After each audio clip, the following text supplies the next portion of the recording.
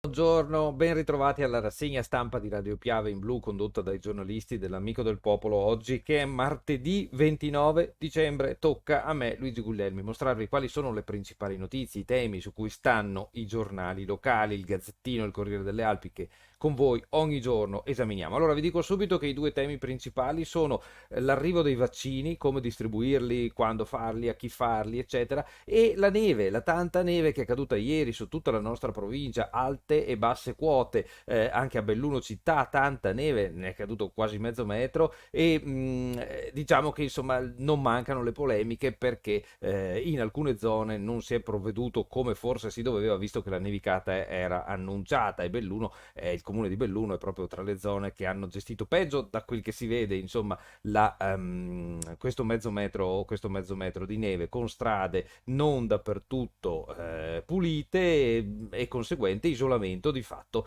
di tante persone, perché quando ne cade così c'è poco da fare, se non si libera la strada la macchina, a meno che non sia una macchina molto alta, non riesce a passare. Quindi questo è stato un problema oggettivo. Sui vaccini, lo sappiamo, sono state già fatte le prime dosi anche in provincia di Belluno, adesso si attende di capire quando, dove e come, però si sa già che a livello nazionale ci sarà un ritardo nelle consegne previste, dovevano essere previste proprio oggi, in questi giorni, dei grandi quantitativi poi da distribuire a livello nazionale proprio per via della neve. La neve ha impedito le consegne, le tempistiche previste. Allora vediamo velocemente i giornali, diamo una sfogliata al Gazzettino e al Corriere delle Alpi e cominciamo con la prima pagina del Gazzettino che, come vi dicevo, titola sui vaccini. Allora, il titolo di apertura è questo: vaccini, scontro sull'obbligo. Il governo è diviso, la sottosegretaria Zampa, i lavoratori pubblici devono farlo, ma il Movimento 5 Stelle frena. Conte prende tempo, il coordinatore del comitato tecnico scientifico dice ai medici e agli infermieri deve essere imposto.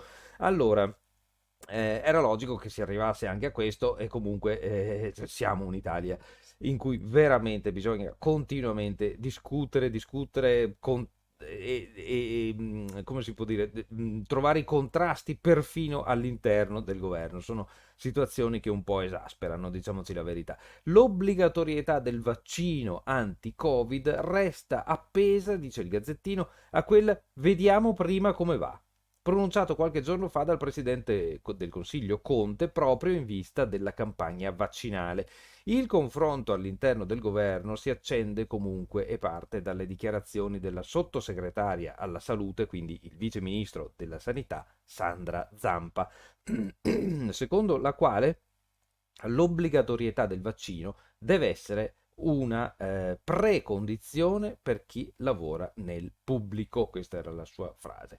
Sulla stessa linea il coordinatore del Comitato Tecnico Scientifico Agostino Miozzo, che non ha dubbi ai sanitari, il vaccino deve essere imposto.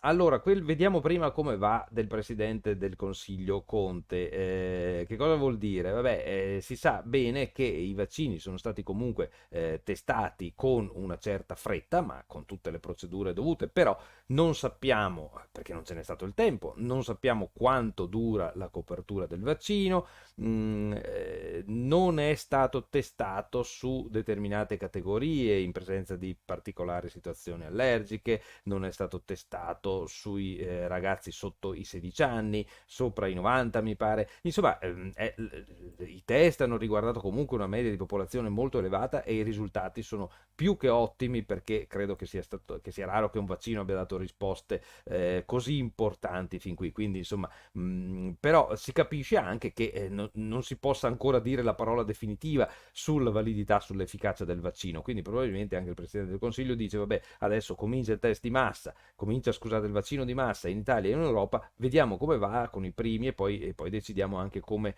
andare avanti. Sempre sulla sanità, in prima pagina del Gazzettino Nazionale, Covid, Flor, che è il nuovo super direttore della sanità veneta. I dati del Veneto sono veri e tutti validati dal governo. Il nuovo capo della sanità regionale replica ai sottosegretari PD. Sotto la lente c'è ancora la solita questione, cioè che il Veneto è riuscito a restare in area gialla fino all'inizio delle feste, e questo restare in area gialla ha provocato la diffusione amplissima dei contagi nel Veneto e in provincia di Belluno, i dati peggiori di tutto il Veneto. Bene, ci siamo rimasti soprattutto perché il Veneto è riuscito a costruirsi degli indicatori totalmente favorevoli, cioè, come abbiamo detto tante volte, noi abbiamo tanto virus che gira nel Veneto, però abbiamo tanti posti letto. Alcuni di questi posti letto sono nominali, cioè sono attivabili in caso di necessità, con i dubbi dei sindacati, ma anche dello stesso Zaia, perché è stato Zaia a dire in conferenza stampa che non riteneva che ci fosse il personale sufficiente per coprire anche i letti attivabili in più, visto che si fa fatica a coprire anche i letti non nominali. Va bene, Flor dice no, i dati sono stati validati dal governo, quindi non si tirano fuori storie sostanzialmente. La polemica scoppia durante la conferenza stampa dei tre sottosegretari del PD, Pierpaolo Baretta, Andrea Martella e Achille Variati, con quest'ultimo che chiede conto al governatore Luca Zaia del numero effettivo dei posti letto in terapia intensiva attivabili in base all'organico del personale sanitario. L'indicatore, dice il Gazzettino, questo dei letti, numero dei letti, è l'indicatore che ha consentito al Veneto, ora regione con il più alto indice di contagio in Italia, di rimanere in fascia gialla, come dire, servono dati reali. La risposta arriva dal direttore della sanità regionale Luciano Flor: tutti i dati sono stati validati dal governo. Allora, altri titoli di questa prima pagina del Gazzettino Nazionale: lo scenario dopo il 7 gennaio, il Veneto potrebbe diventare arancione, quindi non più giallo. Perché? Dice il Lancio, indice RT, vi ricordate l'indice RT è l'indice di trasmissione, cioè quel indicatore che ci dice quante persone è in grado di contagiare una persona positiva. Ecco, noi abbiamo l'indicatore RT troppo alto nel Veneto, dice il Gazzettino, ancora vittime e ricoveri in terapia intensiva che non accennano a diminuire, tutti indicatori che, se confermati nel report di fine settimana, rischiano di far finire il Veneto in zona arancione. Che cosa vuol dire la zona arancione? È quella in cui siamo in questo momento. Oggi e domani ancora siamo in giorno arancio, cioè come se fossimo una regione collocata come si dice, come territorio, insomma, in zona arancione. Invece tutta l'Italia è in zona arancione in questo momento. Perché? Perché durante le feste, insomma, si è stabilito, come sapete, di trovare delle modalità particolari per la prevenzione del coronavirus, della diffusione del coronavirus. Allora, sci e virus, impianti, dubbi dei gestori, non ha più senso riaprire. I gestori degli impianti di sci delle Dolomiti non vedono ancora la luce in fondo al tunnel. Il sempre più probabile slittamento dell'apertura, sarà a fine gennaio, dice il Gazzettino, rischia di annullare la stagione della neve. Non avrebbe più senso riaprire. Questo si legge in prima pagina del Gazzettino, per dirvi della preoccupazione, della tensione che c'è nel mondo economico legato al turismo della montagna. E questo duole doverlo sottolineare proprio nell'anno, proprio nell'inverno in cui Cortina è riuscita ad aggiudicarsi e celebrerà comunque, disputerà comunque i mondiali di sci, che saranno dei mondiali veramente particolari. È vero che ci sarà un pubblico mondiale, magari chiuso a casa, che seguirà ancora di più forse attraverso la televisione le gare di Cortina, e sarà una Cortina stupenda, affascinante, bellissima, perché sarà piena di neve, ma sarà una Cortina vuota. E tutto il flusso di turisti che era atteso, che avrebbe dovuto impegnare, riempire camere di alberghi e portare soldi in cambio di tutto l'investimento fatto per i mondiali, ecco, gli alberghi non avranno gente sostanzialmente. Questo è purtroppo lo scenario che possiamo ormai aspettarci, ed è uno scenario drammatico se si pensa, no? Perché sono eventi che si costruiscono con molta fatica e poi guarda un po' come va a finire. però cerchiamo di guardare il lato positivo e consideriamo appunto che la pubblicità a livello internazionale data dalla televisione sarà veramente elevatissima, importantissima e avrà uno scenario pazzesco vista tutta la neve che c'è quest'anno. Quindi faremo una bellissima figura, ecco. Nord-est sui monti dai 40 ai 60 centimetri, eccola qui la neve. Treni in tilt, ci sono i lati buoni e i lati negativi. Neve e vento, chiusi 6 passi, strade interrotte per slavine. Ecco, qui vediamo solo il negativo in questa prima pagina del Gazzettino. Io sarà che, nonostante i miei 50 e passa, mi sento ancora probabilmente bambino con la neve, però a me piace anche vederla, insomma, il disagio. Ho dovuto spalare ieri, chiaramente ciascuno cerchi di fare anche la propria parte, lo diciamo anche da qui, perché se ciascuno di noi prendesse sulla pala, probabilmente molti dei problemi non dico che sarebbero risolti, le strade chiaramente non si può fare con la pala, ma magari il pezzettino davanti alla porta di casa, così insomma che si affaccia, si potrebbe anche farselo, no? Ecco, allora questo sarebbe molto, molto importante. Ecco, la neve ha anche questo bello, bellissimo, di renderci il paesaggio tutto così fatato, insomma, e questa nevicata è veramente una nevicata importante. Belluno non riesce a ritirare la pensione, gliela portano i carabinieri, altro titolo in questa prima pagina. Dovevo andare a recuperare la pensione, ma avevo paura a uscire di casa, così ho chiamato i carabinieri. La signora Maria ha 78 anni, vive da sola a Sedico, comune alle porte di Belluno. Ieri mattina la sua abitazione era sommersa da 40 centimetri di neve, impossibile andare in posta, così a ritirare la pensione e a portargliela ci hanno pensato i carabinieri. Il racconto è di Davide Piol. Ciao Davide, buona giornata, e lo potete leggere a pagina 12 del Gazzettino. Andiamo avanti con lo sfoglio veloci. Vaccino obbligatorio, il governo si divide, Conte non lo esclude. Ieri avrete visto, vediamo se lo troviamo qua. Avrete visto che Luca Zaia è intervenuto sul discorso del vaccino e ha prospettato l'idea che si possa, condivisa anche da altri, largamente condivisa l'idea del presidente della regione Veneto, che si possa preparare una specie di patentino di chi ha il vaccino, una specie di patente di immunità che potrebbe divenire necessaria per accedere a tutta una serie di situazioni, come possono essere per esempio i voli aerei, cioè si può entrare in aeroporto solo se si può dimostrare di aver fatto il vaccino e quindi in aeroporto non si crea contagio e in aereo non si crea contagio. Chiaro che questo potrebbe essere poi esteso a molti altri ambiti. Si discute di questo, c'è chi propone al contrario un registro di chi non lo ha fatto il vaccino. Fatto sta che privacy o no, dobbiamo sicuramente fare i conti con questa necessità che abbiamo di tutelarci tutti e di capire chi può essere pericoloso e chi no, perché questa cosa va fermata, non c'è più nessun dubbio, anche perché purtroppo l'irresponsabilità diffusa della gente, che ancora vediamo, noi vediamo, mi dispiace dirlo, ma anche vediamo i commenti sotto gli articoli dell'Amico del Popolo quando li postiamo su Facebook, veramente piange il cuore, perché vuol dire che tanta gente che mette quei commenti vuol dire che non ha capito niente, vuol dire che non ha capito niente e probabilmente c'è in giro tanta non conoscenza, mancata conoscenza dei fatti scientifici, mancata conoscenza delle situazioni, e probabilmente c'è anche paura, per cui la paura porta a negare quello che si sta vivendo, invece di prenderne atto e di comportarsi in modo responsabile e adeguato rispetto appunto a quello che potremmo fare e che ci metterebbe al riparo.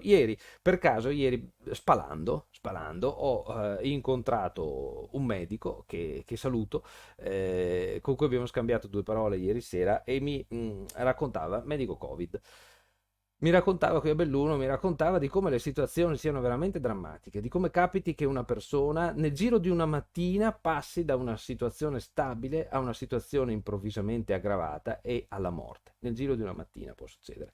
In questi casi può anche succedere tutto questo, mi diceva il medico, senza che ci siano patologie concorrenti. Quindi il coronavirus da sé, di per sé, uccide, e uccide in modo così drammatico, così brutale come vi ho raccontato adesso, insomma.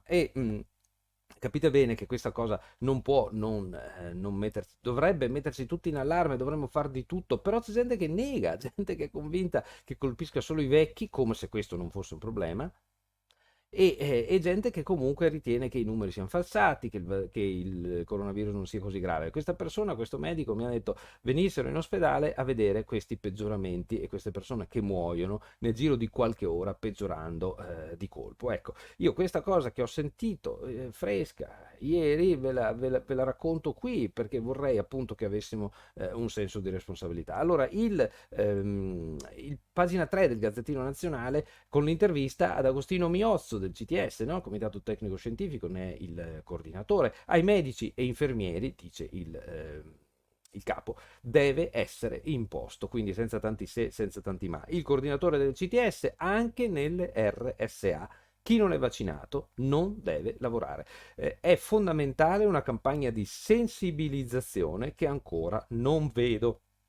E qui il coordinatore penso abbia stra ragione, perché se lo Stato, invece che perdere tempo e spendere soldi a comprare i banchi a rotelle, scusatemi se sono così esplicito nel dire qual è la mia personale opinione, se invece che perdere tempo e soldi in iniziative un po' così anche balzane, avesse per esempio provveduto ad una campagna seria di informazione, di sensibilizzazione, anche solo su come si usa la mascherina, come va portata la mascherina, campagna che non c'è stata. Ecco, probabilmente noi adesso saremmo in una situazione diversa perché la gente ha bisogno che le cose vengano spiegate, la gente non è mica stupida, la gente ha bisogno però che ci vengano dette le cose chiaramente e che cosa bisogna fare e come bisogna farlo. Quindi ha ragione Agostino Miozzo adesso a dire che la campagna di sensibilizzazione sul vaccino, mentre le vaccinazioni sono già iniziate, ancora non la si vede. Questi sono ritardi comunicativi molto gravi da parte della politica, in questo caso da parte del governo, ma anche le regioni, se vogliono, possono ovviamente fare la loro parte e se non la fanno hanno una certa responsabilità. Allora vi dico, vi racconto voi in radio. Amici della radio, dopo, come sempre vi dico, date un'occhiata a questa rassegna su Facebook o su YouTube, così vedete anche le notizie che vi do adesso. Ricordatevi sempre che se ci mettete un like, se fate una condivisione, per noi è sempre bene, perché vuol dire che ci aiutate a diffondere questa rassegna, ci aiutate anche a capire se vi piace, commentatela perché siamo solo contenti di rispondervi se volete entrare in merito alle questioni, per quello che possiamo sapere vi rispondiamo volentieri. La vaccinazione in Italia nella fase 1, gennaio-marzo, si prevede appunto che venga vaccinato il 5% della popolazione con operatori sanitari e sociosanitari, ospiti delle lungodegenze e popolazione sopra gli 80. La fase 2, aprile-giugno, il 15%, la popolazione sopra i 60, quindi tra aprile e giugno la popolazione sopra i 60.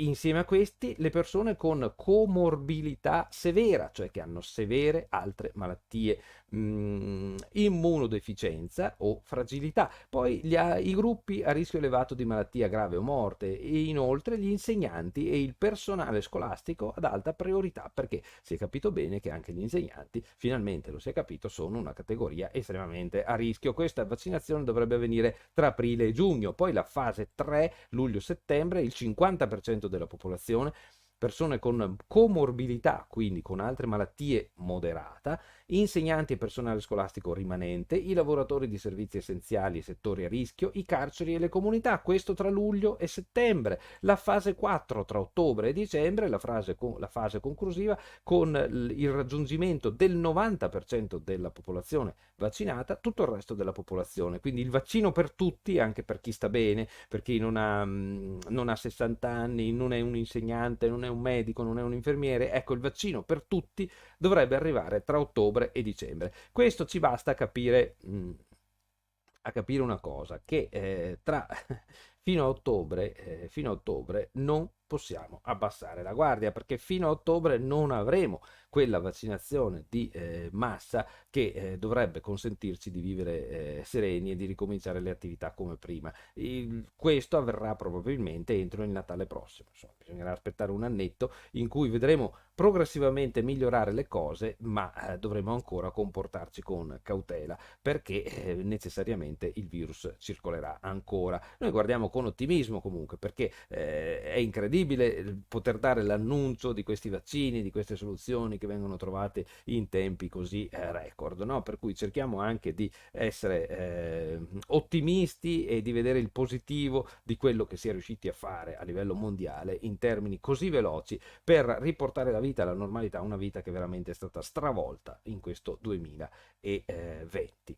Allora, corsa alle fiale, noi in coda a Berlino 30 milioni in più e qui ci sono le polemiche sulle differenze tra Italia e il resto del mondo. Veneto, rischio arancione dal 7 gennaio, lo abbiamo detto, dopo l'Epifania il governo tornerà a dividere l'Italia in fasce, pesano l'indice RT troppo alto, le vittime e il numero di ricoverati in terapia intensiva. Nel Veneto, l'abbiamo detto 1 miliardo di volte, siamo messi male. La regione, la regione del Veneto è la maggiore indiziata di retrocessione, cioè potremmo retrocedere, ma è anche quella che fa più tamponi, 10.000 molecolari oltre ai test rapidi, quindi ancora bene non si capisce come saremo messi noi del Veneto dopo il dopo il 7, al 7 gennaio. Spunta la variante italiana, è in circolo da inizio agosto, benissimo insomma scoprire anche questi punti critici insomma, no, che restano aperti per forza, insomma ecco, da qui a parlare di varianti venete ovviamente ne corre tantissimo, lasciamo perdere le sciocchezze.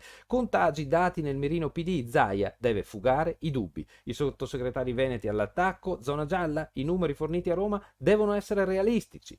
Variati invita ad una ricognizione dei posti letto attivabili in terapia intensiva, cioè per sapere quanti sono veramente attivabili. È inutile parlare di letti nominali se non li abbiamo veramente, questo è quanto dice il sottosegretario Variati, l'ex sindaco e presidente della provincia di Vicenza. Il nodo del personale, eccolo qui, vi dicevo prima, in realtà ci si chiede, ma vabbè, possiamo avere anche il letto e le dotazioni, ma poi c'è il personale in grado di attivarlo. In un solo giorno 111 vittime, Adria, un obitorio da campo. Allora, purtroppo in questa seconda fase abbiamo dato i numeri l'altro giorno sull'Amico del Popolo, avrete visto l'articolo. In questa seconda fase la provincia di Rovigo è la provincia che paga di più l'incremento dei morti, cioè ha avuto un incremento del 400%. Belluno del 200 e passa, è la seconda provincia come incremento. Nella prima fase Rovigo ne aveva avuti pochi, questa seconda il virus sta battendo veramente molto in provincia di Rovigo. I 1.000 posti letto ci sono, il ministro li ha validati, questo dice il direttore della sanità veneta ed è una replica a quello che dicevamo prima, il piano è a Roma, non serve alcuna ricognizione, è la replica appunto a Variati, tanti positivi dai tamponi molecolari? È come fare l'esame glicemico ai diabetici.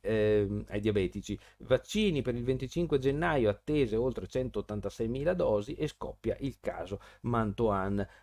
Bufera social per l'immunizzazione al DG di Agenas, la replica, anch'io sono un dipendente del sistema sanitario. L'ex super capo della sanità veneta, appunto ora sostituito da Flora, è andato a dirigere questa importantissima agenzia nazionale e l'altro veneto importante, Palù, è andato addirittura alla direzione dell'AIFA, l'Agenzia Nazionale del Farmaco. Quindi abbiamo due veneti che possono anche fare da sponda ovviamente alle politiche venete perché vengono da qui, insomma questa è la situazione, e occupano dei posti importantissimi a livello nazionale. La crisi da Covid cancella più di 300.000 imprese, le notizie che non vorremmo dare, ce n'è una anche sugli impiantisti, i gestori degli impianti di sci, inutile aprire a febbraio, la stagione ormai è già finita, pensate un po' cosa si arriva a dire. Andiamo avanti.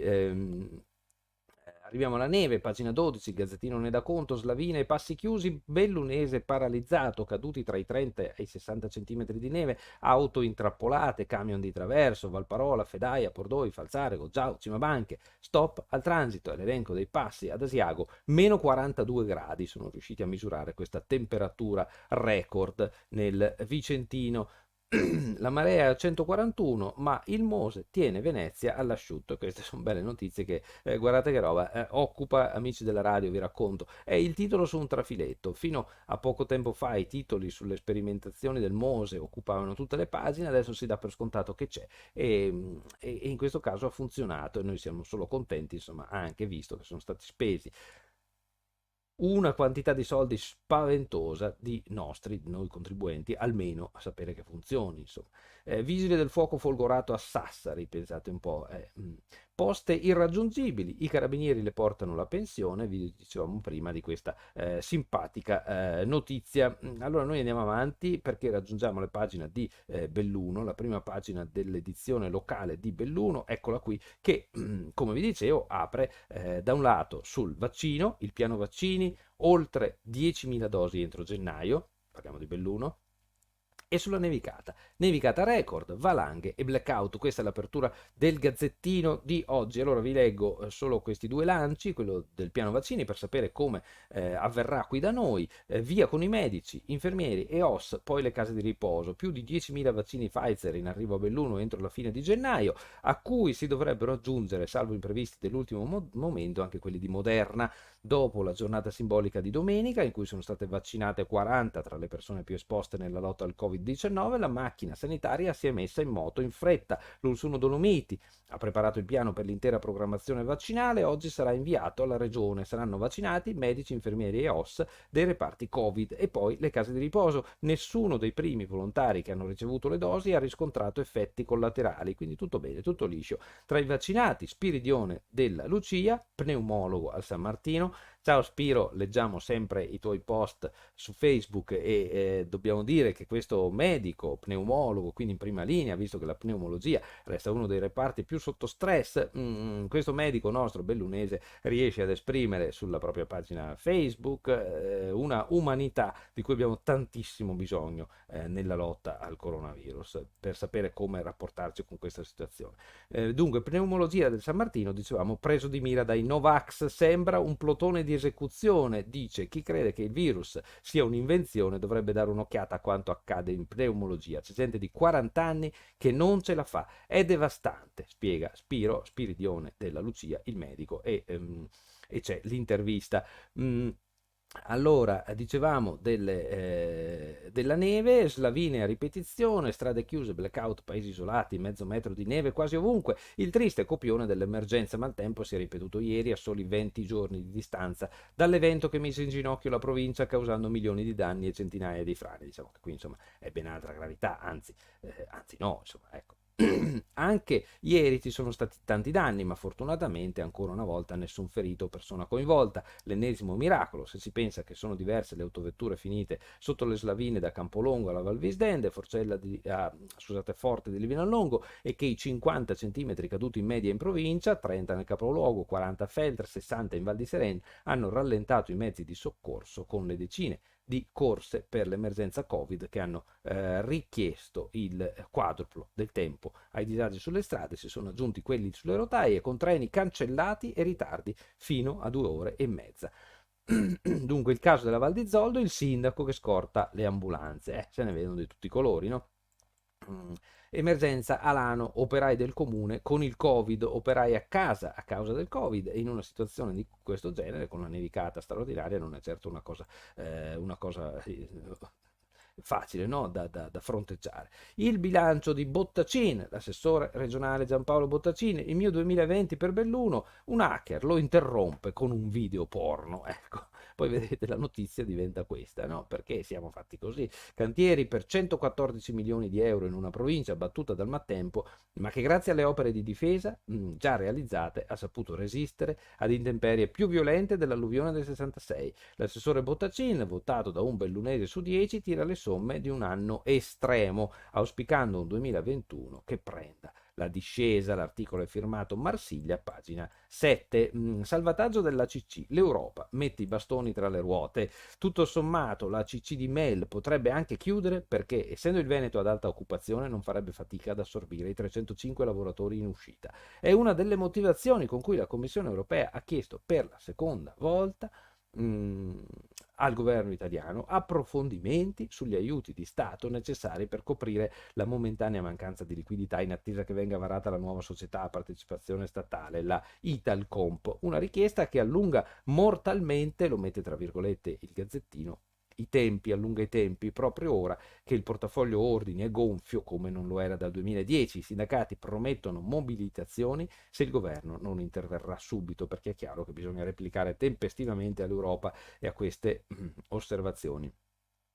Neve slavine come nel 2013, operai comunali in quarantena, Alano chiede aiuto a ditte esterne, in arrivo le 10.000 dosi, tassa rifiuti, sconto da 170.000 euro, parliamo di Belluno, Bottaccini in mezzo alle frane, un anno tra frane, acqua e Covid, cantieri per 114 milioni di euro, Feltre, rifiuti, conto alla rovescia nel 2021, arriva Bellunum, la società di Belluno, del comune di Belluno, disabili, il futuro nel patto tra comune, ULS e scuola, fusione ACC, ostacoli dall'Europa, pagina 11 abbiamo detto, perseguitati dalle frane, lo sfogo del vice sindaco Favretti e parliamo di Agordo, Enaip, Longarone, gli studenti danno nuova vita al bivacco Fanton e poi Cadore, addio a Iaco, il Capriolo ha perso l'oste perfetto, Giacomo Gregori, 81 anni, portato via dal Covid dopo 12 giorni di ricovero. Titolare del noto ristorante, è stato anche sindaco e vicepresidente della magnifica comunità. Questo è un lutto per il Cadore e anche da qui esprimiamo le condoglianze per la scomparsa di questa figura pubblica che è stata molto importante. Allora, emigrato di fama, Livio De Lorenzo, 93 anni, si è spento nella sua Candide, parliamo di Comelico Superiore, anche questa persona ha avuto dei ruoli importanti, è stato premiato anche dall'ABM. Noi passiamo velocemente a vedere cosa c'è sul Corriere delle Alpi, prima pagina, entro gennaio 187.000 vaccini, l'ULSS pianifica la campagna, subito le RSA meno colpite, 5 decessi in una giornata e Vodo piange l'ex sindaco, appunto l'abbiamo appena detto, mezzo metro di neve in provincia, foto con i trattori, viabilità in tilt, tante slavine, passi chiusi, piccoli incidenti, Belluno, troppi pericoli, Dolomiti Bus, diserta, le frazioni, cade una valanga, Livinallongo, auto resta intrappolata sulla strada regionale 48, solidarietà, i carabinieri portano la pensione all'anziana e poi il titolo che volevo e con cui chiudiamo, sci alpino, è iniziato il conto alla rovescia, Alverà, Cortina saprà risorgere con i mondiali. Questo è il lancio dell'articolo firmato De Rosa, è brevissimo, chiudiamo qui. Inizia il conto alla rovescia per i mondiali di sci alpino di Cortina, il primo grande evento post-Covid che dal 7 al 21 febbraio porterà sotto le tofane i migliori del mondo. La presidente degli albergatori Alverà è fiduciosa, con i mondiali sapremo risolvere e se lo dice la presidente degli albergatori, che sono sicuramente tra le categorie più colpite da questa pandemia, insomma speriamo che la sua valutazione ottimistica sia riscontrabile poi e che si avveri davvero sul serio. Allora vi ringrazio per la vostra attenzione, vi auguro una buona giornata, che sarà anche una giornata di pala e neve sicuramente. Forza e coraggio, aiutiamoci, andiamo avanti. Ciao a tutti, buona giornata.